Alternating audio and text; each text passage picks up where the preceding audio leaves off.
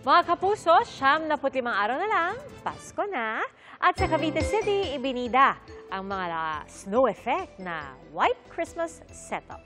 Saksi, si Jamie Santos. Pagpasok ng bare months sa Pilipinas, talaga namang dama na kaagad ang Kapaskuhan. Sa Cavite City, tad-tad na ng mga kumukutitap na pailaw ang kanilang City Hall.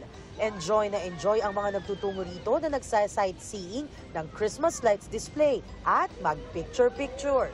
Malayo pa ang December pero daman-daman na namin yung Pasko. Nakakatanggal ng stress. Ngayon, naipapasyal yung mga bata, mga pamangkin. But wait, there's more.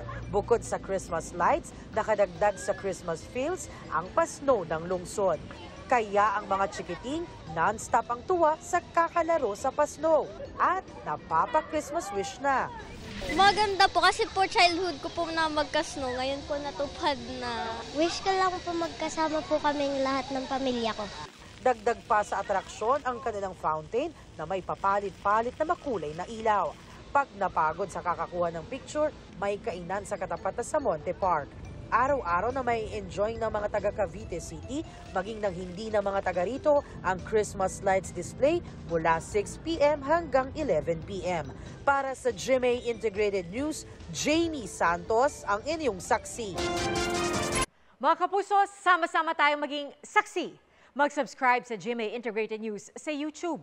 Para sa mga kapuso abroad, samahan niyo kami sa GMA Pinoy TV at sa www.gmanews.tv.